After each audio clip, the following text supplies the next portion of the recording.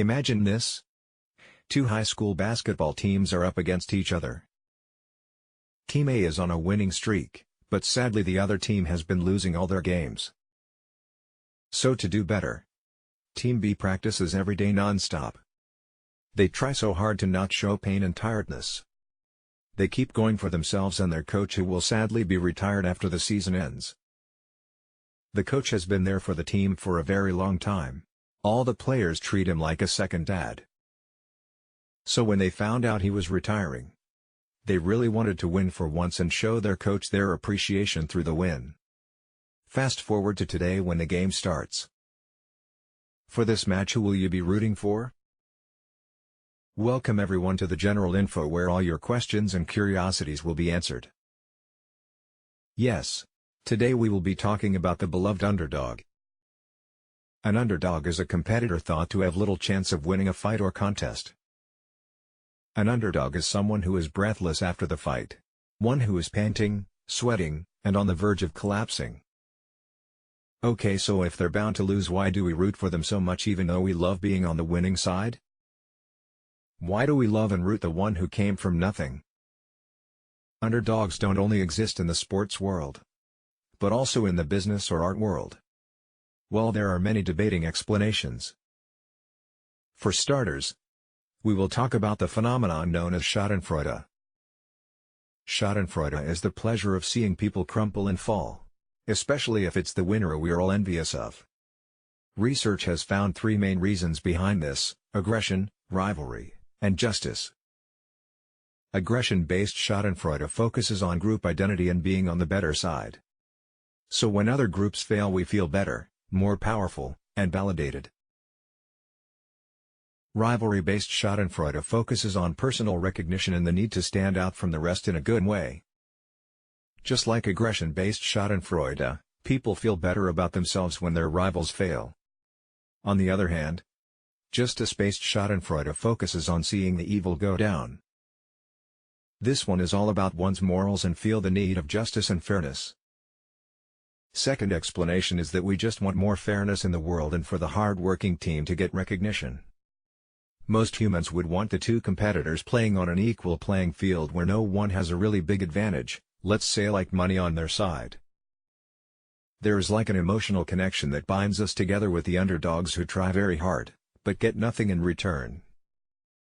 Third explanation is the joy of beating the odds. Unexpected wins create more triumph than expected wins. When you root for the underdog, there isn't much to lose, but if they do win, it's a much greater gain. We like seeing teams who are cornered and bound to lose because we would like to see them beat the odds. Fourth explanation is more effort shown. A study done by Vandello, Goldschmidt and Richards shows that most people credit underdogs with a lot of effort. But if the so-called underdogs have more resources, then they are less likely to get support. This shows that the win has to be considered deserved. Fifth explanation is it brings more excitement to the game. People want an unexpected win, so they root for the underdog to make a comeback. And if they do succeed and make a comeback, it will just cause more excitement and enthusiasm. Unknown things causes a lot of eagerness because anything could happen. That's why we want the teams competing to be on the same level. It's basically for our own enjoyment and happiness.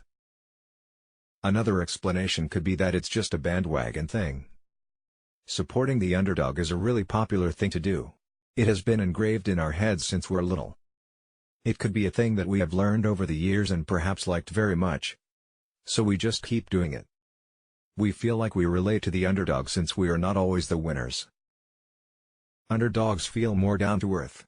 Something we can grasp. Someone not far away. Someone we can empathize with. It might be just because we want to be inspired and reassured that anyone could do anything. Even if the odds are all against them. Even if they are cornered and out of breath. Even if they have no energy or ambition left. We want to know that in the end we can make it. It can happen. Miracles are real and they could happen to anyone. You could go from being in last place to first. Having the title of from nothing to something. But there is one thing to know. There is a limit to how much the underdog is loved and rooted for. People draw the line when there is something to lose. Back to our story in the beginning, Let's say you went to the same school as Team A. Then you will most likely would want Team A to win. You wouldn't really care about Team B. You can't root for the underdog at the expense of your own team. The underdogs will always be second place in everyone's minds compared to their own team in this case. In conclusion, if there is nothing to lose, people will root and support the underdog as much as they can. But once there is something on the line, people become defensive and their attitudes change. You might also be asking, is the underdogs aware of their title and do they have an advantage? Well, underdogs are most likely aware of their situation and are capable of taking advantage of this phenomenon. They just need to really focus and turn all that love into even more hard work to please people's narrative of the underdog and truly make an outstanding comeback. To clarify, being an underdog is a good thing. An underdog enhances perseverance. So after learning all of this, who are you rooting for? Comment down below. Team A or Team B? To stay tuned for more videos, don't forget to hit the like button, subscribe, and turn on the notifications.